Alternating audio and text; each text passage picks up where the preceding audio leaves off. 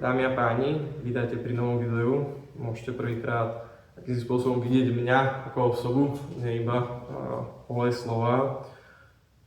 Pričom toto video je také špeciálne trošku, síce je nejaký špeciál za 50 subscriberov alebo 100, ale rozhodol som sa natočiť toto video z toho dôvodu, že pociťujem takú vnútornú radosť, pretože ako môžete vidieť, tento priestor už sa mi tu celkom rýsuje do pomerne hodnotného miesta, kde rád trávim čas, kde rád odpočívam, povedzme. Nakoľko je to vlastne taký môj sen, čiže pomaly sa mi to tu plní dekoráciami a pomaly sa mi aj plní ten sen, že tu budem mať garáž, kde prídem a budem tu celý deň tráviť iba tým, že tu budem sedieť a obdívať auta.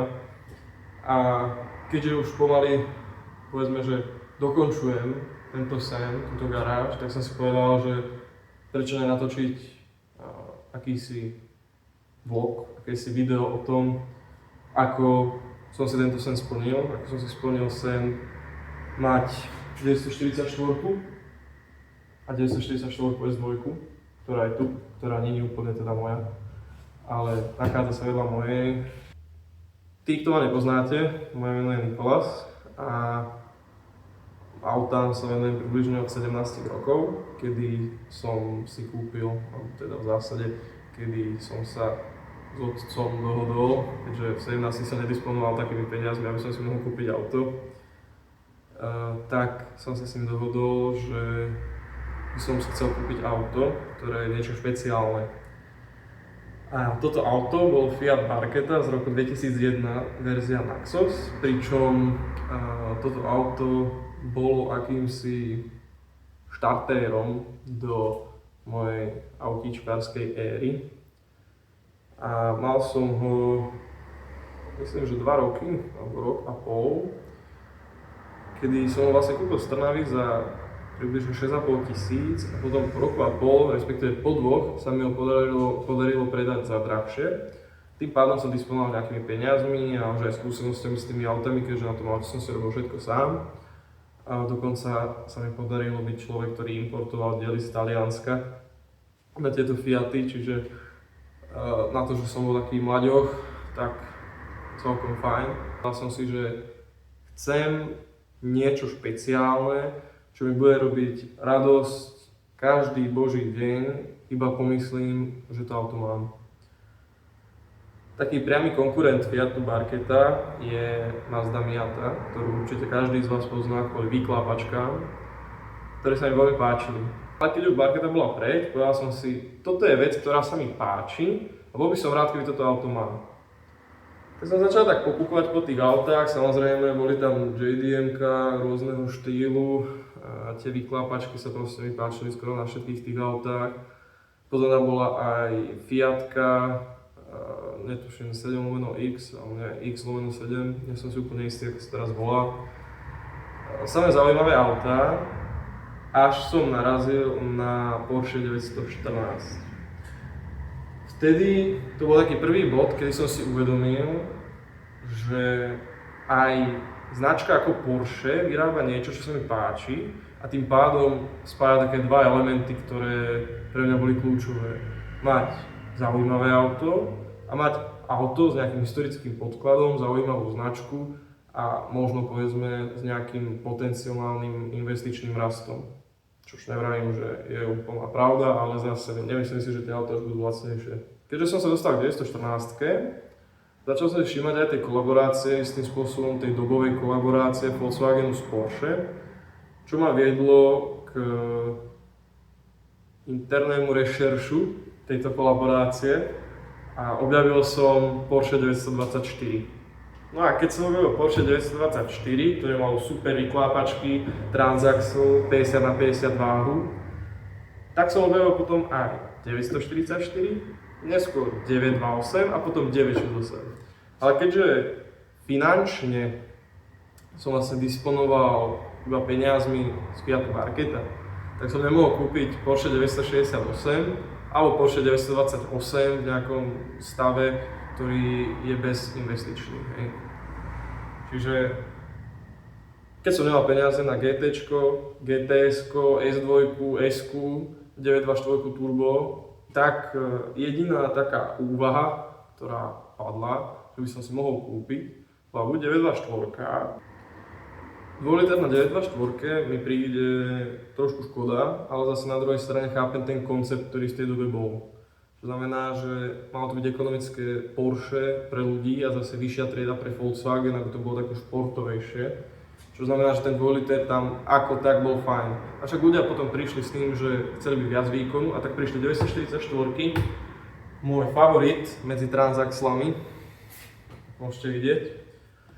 A práve preto som sa rozhodoval práve medzi 924 S-kou, ktorá disponuje motorom z 944, alebo 944,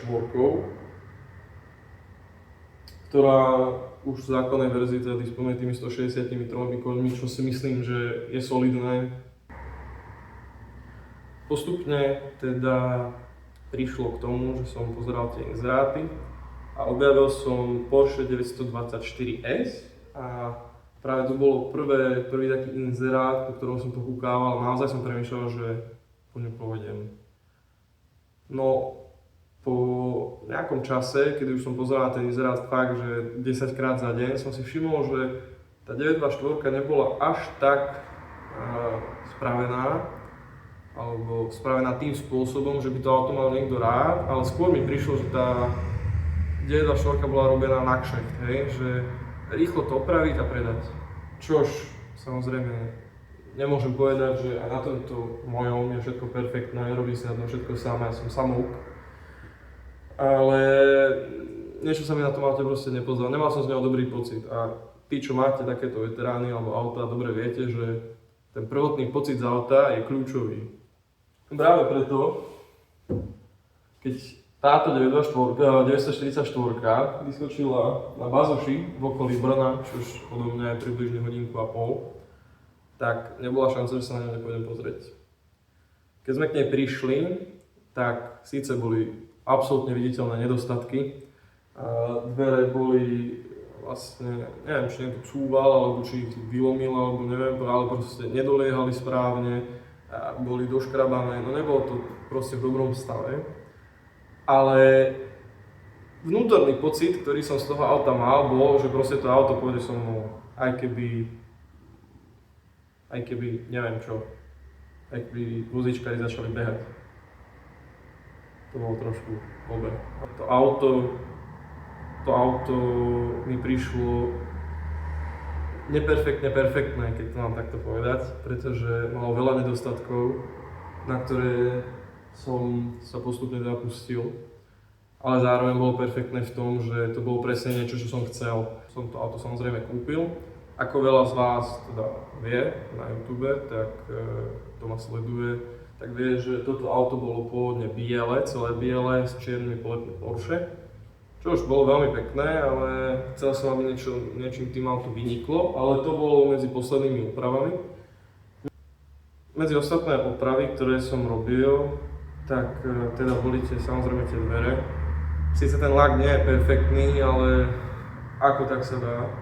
Na niektorých miestach sa odlupuje, bohužiaľ, ale to príde aj s vekom toho auta. Ďalej v aute boli koberce z 944 S2, ktoré sú užšie, tie mám odložené priamo tam. Už sú v zásade predané, ale stále sa neviem dokopať k tomu, aby som ich poslal, čo ma samozrejme mrzí. Ale nie je čas. Potom som riešil šíber, ktorý nefungoval, zadný mechanizmus toho šíbru, ktorý nefungoval. Čiže toto celé som prerábal, potom som mal rozloženú celú konzolu stredovú kvôli tomu, že nefungovalo fúkanie. To sa to nezdá, ale ono to je pomerne veľa roboty. Aj keď teda momentálne je to 10 slov, ale hodín to bolo pomerne dosť.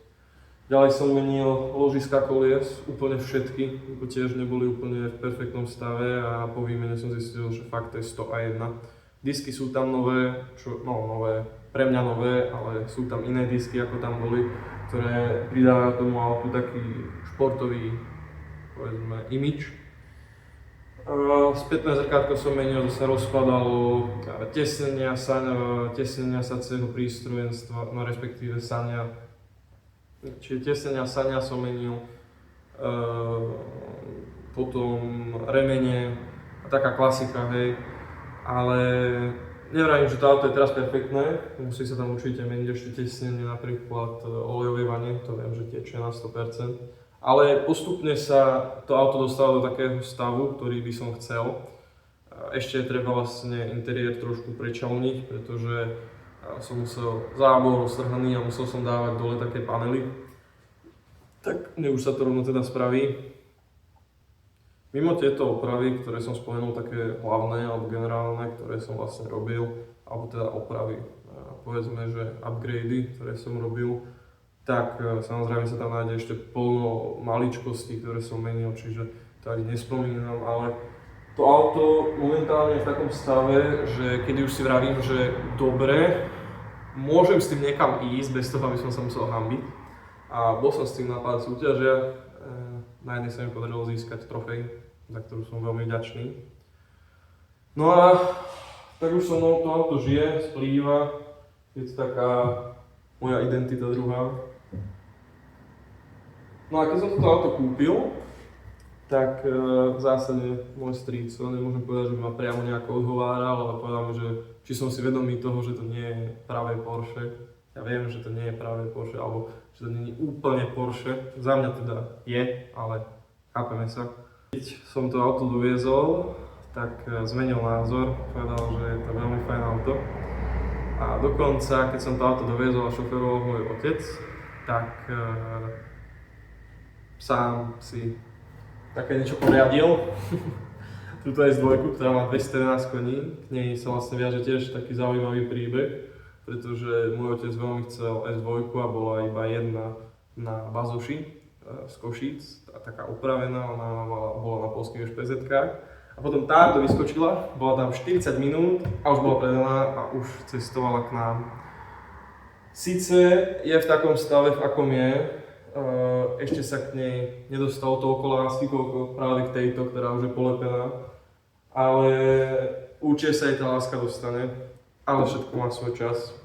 Určite k vlaku sa bude musieť dostať motor pravdepodobne minimálna prehliadka, pretože keď sem prišlo, tak nedržalo otáčky, ale to bolo kvôli palivovým spínačom, pretože mali pravdepodobne pretrhnutú membránu. Ale opäť to auto ide, je to 3 liter, je to strašná mašina, 211 koní, proste je to zábava šoférovať. Sice toto je taký surovejší pocit šoférovania, ale toto je naozaj super, raketa.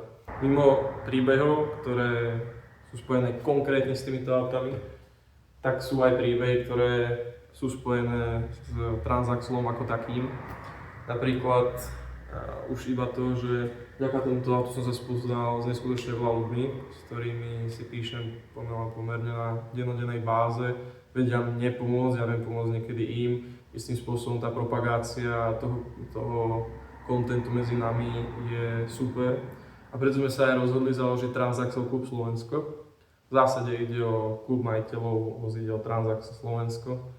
To je taký oficiálnejší názov, ktorý postupne by sme boli radi, keby založíme občianske združenie. Momentálne je registrovaných okolo 13 členov, je tam okolo 16 vozidel, myslím. Pričom ja si myslím, že to je super na to, že sme vlastne neoficiálny klub. Zároveň viem, že existuje veľa ľudí, čo o tom klube vie, len nie oficiálne registrovaných, čo ma tiež teší, pretože to je v zásade jeden z takých zámerov mať združenú komunitu u nás na Slovensku, pretože ako som už povedal, nemyslím si, že táto komunita Transaxle dostáva takú pozornosť, akú by mala, ale verím, že sa to postupom času povedzme, že nepreslávi, ale to meno bude zvučnejšie, hej.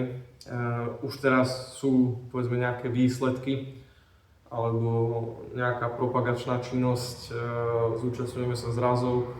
Momentálne teraz, 19. až 20. septembra, ak budete mať záujem, tak v bratislavskej Inchebe budeme vystavovať približne 5 až 7 kusov našich Transaxle vozidel, takže keď sa tam uvidíme, určite sa ozvíte a pokecáme a budeme všetci radi. Taktiež by som vás raz pozval na automotoburzu do Holíča, kde sa nám ako koorganizátorom podarilo vymedziť taký cíp na Holickom zámku, kde bude vlastne prebiehať Porsche zraz, čiže keď tam prídete, budeme nadšení, môžete tam prísť so hociakým veteránom, reálne je to výstava spojená s občerstvením, výstava veteránov a ešte tomuto Porsche zrazom.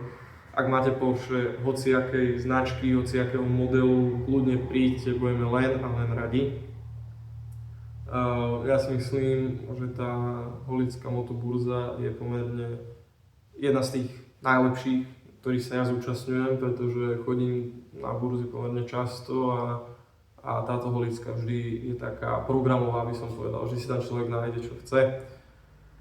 A tak. Dobre.